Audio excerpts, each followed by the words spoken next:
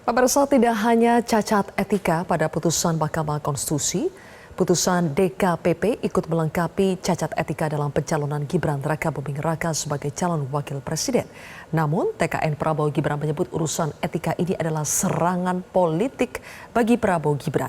Di sisi lain, kalangan akademisi dan pakar menilai pencalonan Gibran merupakan pelanggaran berat sebab mengabaikan regulasi. Kami akan membahasnya bersama dengan Wakil Komandan Bidang Hukum dan Advokasi TKN Prabowo Gibran, Fahri Bahmid, dan juga Koordinator Tim Pembela Demokrasi Indonesia 2.0 yang merupakan pendamping pengadu Patra MZen. Selamat malam Bang Fahri, Bang Patra. Selamat malam. Assalamualaikum warahmatullahi wabarakatuh. Waalaikumsalam. Bang Fahri, apa dasarnya TKN Prabowo Gibran menganggap bahwa urusan etika termasuk putusan DKPP adalah serangan politik bagi Prabowo Gibran?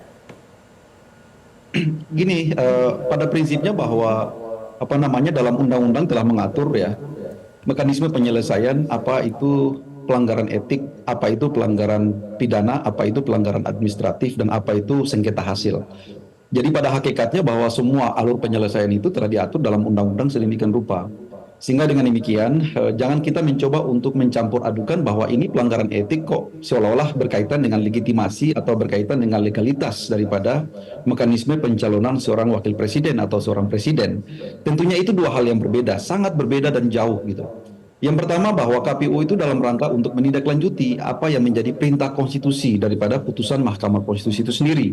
Dalam rangka untuk menindaklanjuti itu, DKPP mensinyalir dan mengkonstatir adanya satu dugaan pelanggaran Code of Conduct ya. Jadi pelanggaran itu pelanggaran etika sifatnya. Karena ada tahapan-tahapan yang terlompati yang mestinya harus dikelirkan pada tahapan itu menjadi tidak terselesaikan. Misalnya bagaimana agar KPU selaku organ konstitusional itu harus dalam rangka mengakomodasi putusan Mahkamah Konstitusi 90 ditindaklanjuti dengan memperbaharui atau menyesuaikan peraturan teknis KPU dengan putusan itu sendiri. Tapi yang terjadi adalah ada lompatan. Nah, lompatan itu yang kira-kira menurut DKPP itu adalah sebuah pelanggaran dan dianggap tindakan tidak profesional. Itulah yang diberikan sanksi ya. Jadi punishment-nya adalah persoalan sanksi etik.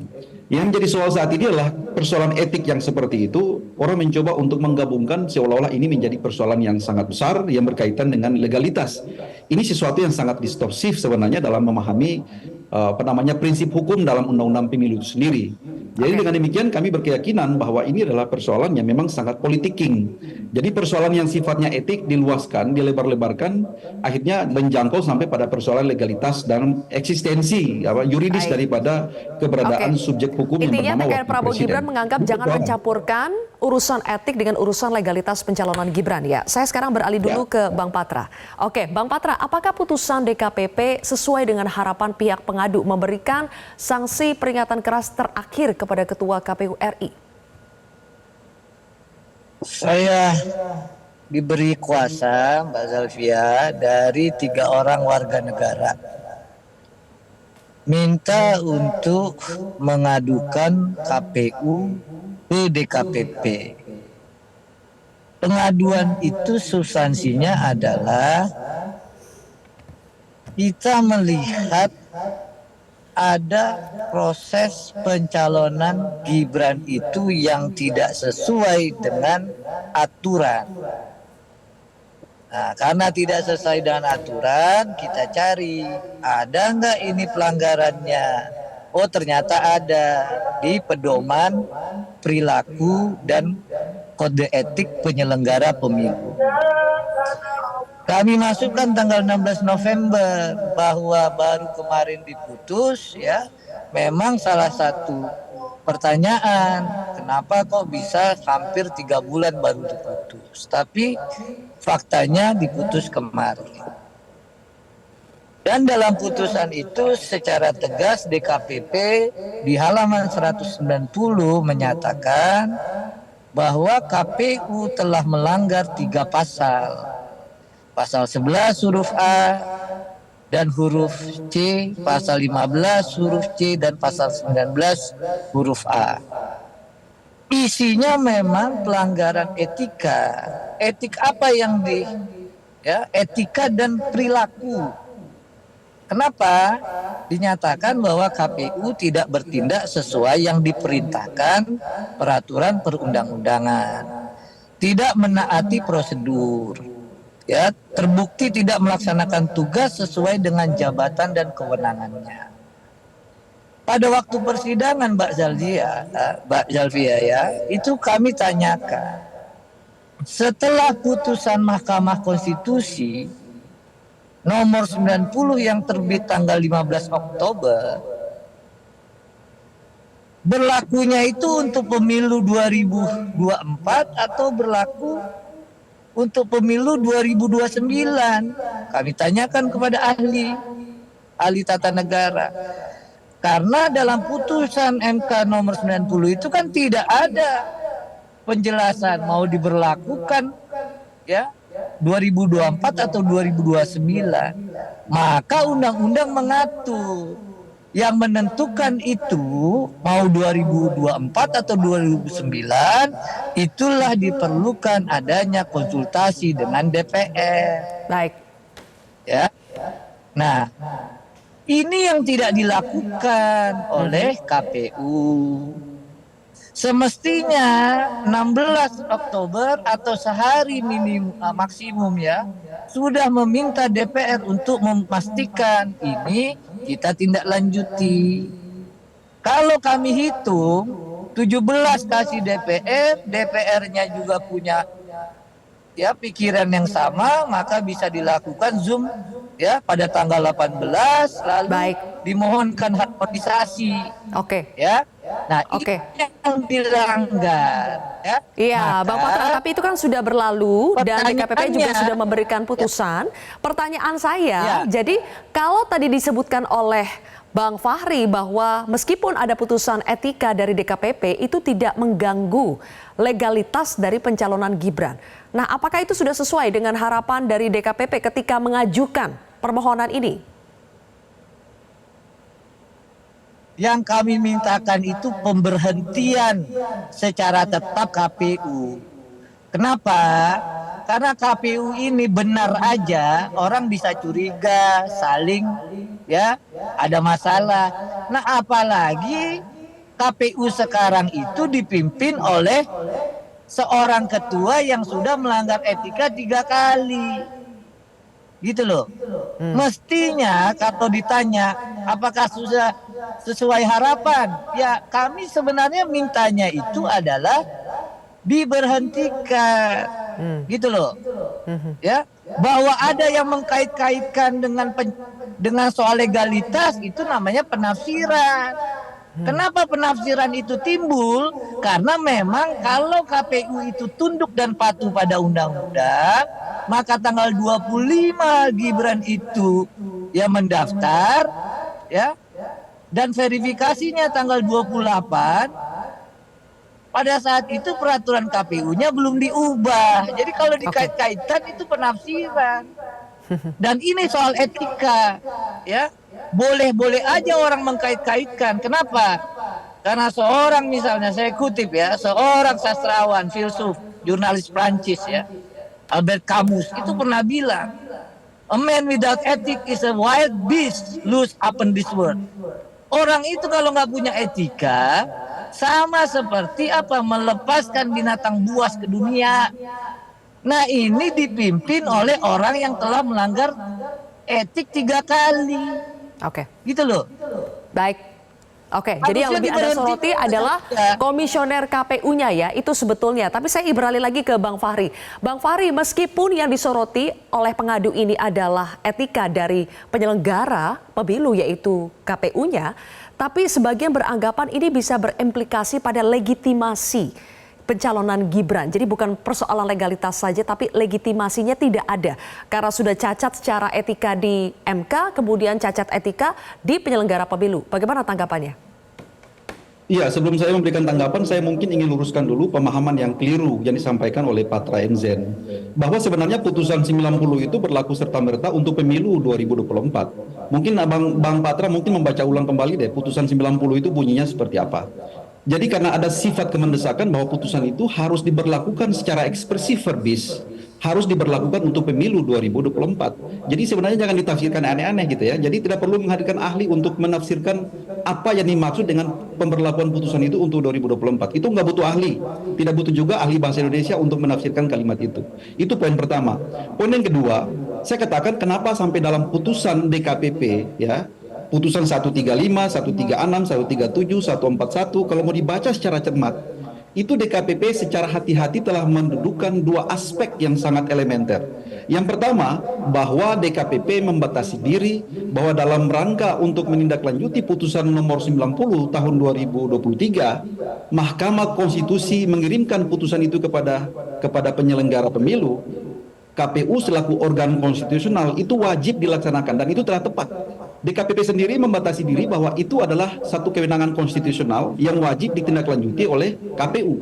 Yang kedua, yang disoroti oleh DKPP adalah bahwa tahapan selanjutnya adalah bagaimana mensimulasikan, bagaimana mensinkronisasikan bahasa hukum yang telah diputuskan oleh MK ya dalam putusan 90 itu disinkronkan kembali dengan PKPU 19 2023. Nah pada saat itu dengan beragam alasan dan argumentasi, tapi anggap saja bahwa memang itu terbukti bahwa KPU lalai dalam memenuhi kewajiban itu, sehingga itu yang dianggap persoalan etik. Makanya DKPP sendiri secara tegas mengatakan bahwa KPU itu melanggar prinsip-prinsip tata kelola penyelenggaraan pemilu yang berkualitas atau penyelenggaraan pemilu yang berkepastian hukum. Tapi pada hakikatnya eksistensi keabsahan daripada capres Pak Prabowo dan Pak Gibran itu telah legitim, telah konstitusional. Itu tidak bisa dibantah bagaimanapun. Sehingga dengan demikian kita berpendapat bahwa ranah etik jangan dicampur adukan dengan persoalan konstitusional.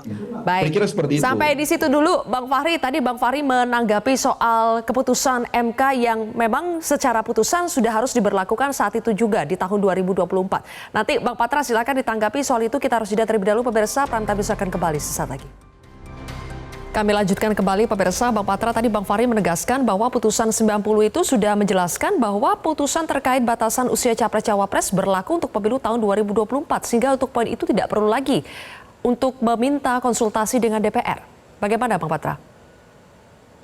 Baca dulu putusannya. Di halaman mana? Di bagian mana? Ya, Mbak Zalvia, putusan MK nomor 90 PUU 21 2023 ya. Di halaman 58 itu tegas menyatakan bahwa norma yang diubah itu sepanjang terkait dengan berusia paling rendah 40 tahun atau pernah sedang menduduki jabatan yang dipilih melalui pemilihan umum termasuk pemilihan kepala daerah. Tidak ada dalam amaran putusan itu terkait dengan pelaksanaan pemilu. Nggak ada itu. Ya. Nah, oleh karenanya itu juga yang sudah diperiksa di sidang DKPP. Ya. Bahwa dalam aturan harus konsultasi gitu loh. Saya kalau ada argumen yang menyatakan bahwa DKPP itu ya tidak terkait dengan soal legalitas, saya nggak apa-apa di situ aja, bertahannya nggak apa-apa, tapi jangan mengulangi argumen KPU. Ya, sudah terbukti. Baik. Tidak tunduk, tidak taat pada peraturan. Kenapa? Kalau tunduk dan taat pada peraturan, ya, maka mesti konsultasi dulu dan peraturan KPU nomor 23 itu diubah. Baru nggak ada masalah. Gitu loh. Sekarang kalau dibilang ya hanya dasarnya peraturan MK nomor 90, kenapa KPU pada tanggal 25 Oktober mengajukan permohonan harmonisasi? Kenapa? Dan ditolak. Kenapa? Karena belum ada lampiran hasil RDPU. Udah dibahas semua itu. Oke. Ya, bertahan saja bahwa tidak ada masalah untuk pencablosan, itu lebih masuk akal. Oke. Jangan dibilang tidak Baik, Bang Patra. kesalahan. Kita Ya, tidak punya banyak waktu untuk berargumentasi soal apa yang sudah dibahas di DKPP. Saya kembali lagi ke Bang Fahri. Intinya Bang Fahri, KPU memang sudah disanksi etik oleh DKPP. Tapi apakah ini akan membuat jalan Gibran itu cacat secara etik? Itu saja, kita bermain di area situ saja, Bang Fahri. Yang pertama sudah clear gitu ya, bahwa ini persoalan sanksi etik itu diarahkan untuk untuk komisioner, yaitu yang pertama Ketua Komisi Pemilihan Umum diberikan sanksi etik berupa peringatan keras terakhir, sedangkan 6 orang yang lainnya diberikan peringatan keras. Itu tidak ada kaitan dengan Gibran sama sekali. Itu adalah persoalan pelanggaran etik, karena kenapa pada saat itu tahapan untuk harus melakukan harmonisasi terhadap materi muatan daripada PKPU 19 2023 untuk mengadopsi putusan MK yang 169 poin Q itu cuman hanya sepanjang berkaitan dengan memenuhi syarat bukan 40 tahun dan atau pernah menduduki jabatan sebagai kepala daerah. Sebenarnya sepanggal itu aja, tidak serumit seperti yang dipikirkan oleh Patra M. Zen tadi. Nah, itu yang sebenarnya harus diharmonisasi dengan pihak DPR. Pada saat itu lompatan itulah yang dianggap tidak profesional, yang dianggap melanggar etik. Jadi tidak serumit, tidak se-complicated yang disampaikan oleh Patra itu gitu loh. Jadi persoalan tahapan lompatan itu yang jadi masalah. Jadi bukan berarti KPU pada saat itu disanksi karena mengakomodasi perintah Mahkamah Konstitusi yang memerintahkan untuk Gibran harus diakomodasi sebagai pasangan calon wakil presiden. Bukan di situ masalahnya. Karena norma yang berkaitan dengan itu telah final, telah konstitusional, telah selesai. Cuman hanya norma itu harus dikeringkan melalui satu pembahasan, satu penyesuaian, satu harmonisasi berupa instrumen PKPU itu. Makanya PKPU 19 2023 itu sepanjang menyangkut dengan syarat usia capres itu yang harus diadopsi dari putusan MK itu sendiri. Nah, itu yang tidak dilakukan oleh KPU sehingga disanksi. Jadi jangan dibawa kemana-mana. Bang Fahri, terakhir ini singkat ya untuk Bang Fahri. Jadi apapun pelanggaran etik yang pernah diputuskan oleh MK, kemudian sekarang DKPP itu tidak menjadi beban ya buat Gibran ya? Tidak menjadi masalah karena persoalan etik itu telah diantisipasi oleh pembentuk undang-undang. Beban moral, beban etika ada juga tidak, Bang Fahri? Ini persoalan etika yang dibesar-besarkan, yang telah terjadi politiking gitu loh, menyangkut dengan etika. Ini persoalan tidak profesionalnya KPU kok disangkut pautkan dengan persoalan eksistensi dan legalitas pasangan capres. Itu tidak sambung sama sekali. Ini berkaitan dengan tata kelola KPU gitu loh, dalam menyelenggarakan urusan penyelenggaraan. Kenapa sampai tidak melakukan perbaikan terhadap PKPU itu? Itu persoalannya di situ. Bukan berkaitan dengan persoalan siapa menjadi calon wakil presiden. Oke, Bang Fahri sudah kami tangkap. Oke, kita pindah lagi ke Bang Patra ya. Bang Patra, jadi sudah ada keputusan dari DKPP, apakah ini akhirnya mengurangi trust kepada penyelenggara pemilu yaitu KPU, dan sebaiknya kalau sudah begitu apakah KPU-nya harus mengundurkan diri, ketua KPU-nya harus mengundurkan diri atau bagaimana? Jelas, pertama KPU harus mengundurkan diri ya. Kalau KPU itu punya etika sudah pasti pada tanggal 28 Oktober ya tidak dilakukan verifikasi terhadap berkas Gibran. Jadi apa? Kalau KPU bertindak profesional, tentu dia terbitkan dulu peraturan KPU yang baru. Sebaliknya, karena tidak melakukan tugasnya secara profesional, maka terjadilah lolos verifikasi. Itu saja saya sih. Jadi kalau dibilang terlalu rumit, nggak ada yang rumit, ya sederhana, Bung. Ya, terlalu complicated itu. Kalau KPU-nya bertindak profesional, maka nama Gibran itu akan dicoret pada tanggal 28 Oktober. Kenapa? Tidak. Karena bisa saya sanggah menyangkut dengan itu. Putusan MK itu tanggal 16. Ya, tanggal 19. Masih mensyaratkan harus 40 tahun. Peraturan KPU yang mensyaratkan 40 tahun atau sesuai dengan putusan MK baru terbit pada tanggal 3 November. Ya, 3 November. Nggak bisa berlaku surut, Bung. Sayang sekali waktu kita sudah habis, Bang Patra, Bang Fahri. Poin dari kedua belah pihak sudah kami tangkap. Terima kasih sudah bergabung bersama kami di Prime Time hari ini, Bang Patra dan juga Bang Fahri. Jelajahi cara baru mendapatkan informasi. Download Metro TV Extend sekarang.